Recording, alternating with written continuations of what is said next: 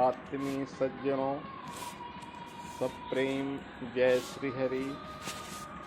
कथा जमाने पहले की बात है।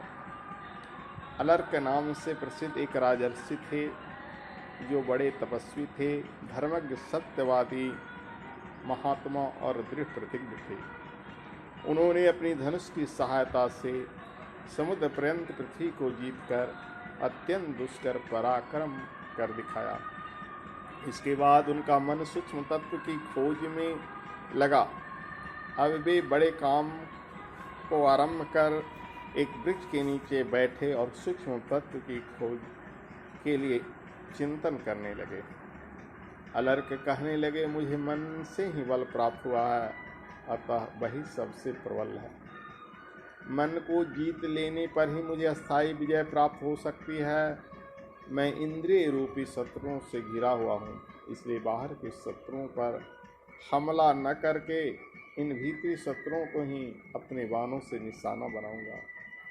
यह मन चंचलता के कारण सभी मनुष्यों से तरह तरह के कर्म कराता रहता है, अतः मैं मन पर ही तीखे बाणों का प्रहार करूंगा। मन बोला, हे अलर्क, तुम्हारे बाण तुझे किसी तरह नहीं बांध सकते। यदि इन्हें चलाओगे तो ये तुम्हारे ही मर्म स्थान को चीर डालेंगे और उस अवस्था में तुम्हारी ही मृत्यु होगी। अतः और किसी बाण का विचार करो जिससे तुम मुझे मार सकोगे। यह सोचकर अलर्क ने थोड़ी देर तक विचार किया। इसके बाद वे नासिका को लक्ष्य करके बोले, मेरी यह नासिका अनेक प्रकार की सुगंधियों का अनुभव करके फिर उन्हीं की इच्छा करती है, इसलिए इसको तीखे बाणों से मार डालूंगा। नासिका बोली, हे अलर्क, ये बाण मेरा कुछ नहीं बिगाड़ सकते।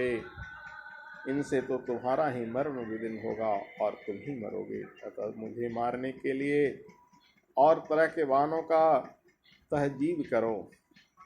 अब अलर्क कुछ देर विचार करने के पश्चात जिह्वा को लक्ष्य करके कहने लगे, यह जिह्व स्वादिष्ट रसों का उपभोग करके फिर उन्हें ही पाना चाहती है, इसलिए अब इसी के ऊपर अपने तीक्ष्ण बाणों का प्रहार करूंगा।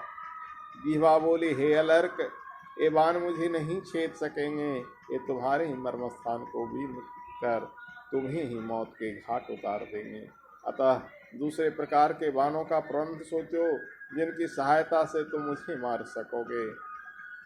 यह सुनकर अलर्क कुछ देर तक सोचते विचारते रहे, फिर त्वचा पर कुपित होकर बोले, यह त्वचा नाना प्रकार के स्पर्शों का अनुभव करके फिर उन्हीं की अभिलाषा किया करती है, अतः नाना प्रकार के बाणों से मारकर इसे विदीर्ण कर डालूंगा।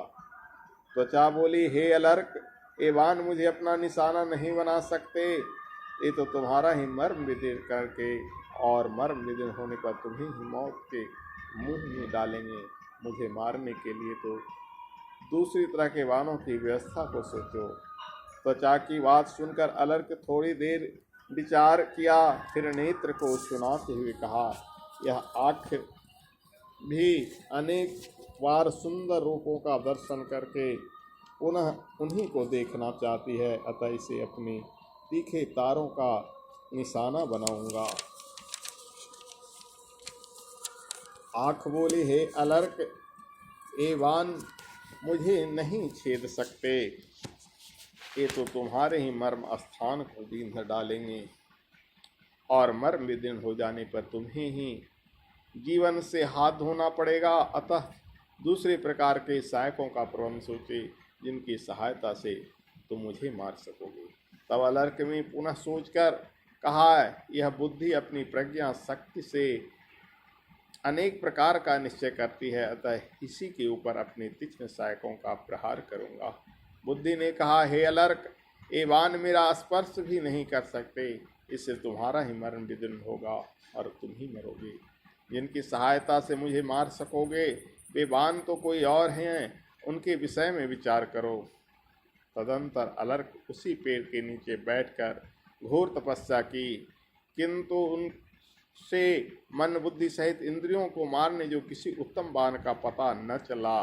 तब वे एकाग्रचित्त होकर विचार करने लगे। बहुत दिनों तक निरंतर सोचने विचारने के बाद उन्हें योग से बढ़कर दूसरा कोई कल्याणकारी साधन नहीं प्रतीत हुआ। अब वे मन को एकाग्र करके स्थिर आसन में बैठ गए और ध्यान योग के साधन करने लगे।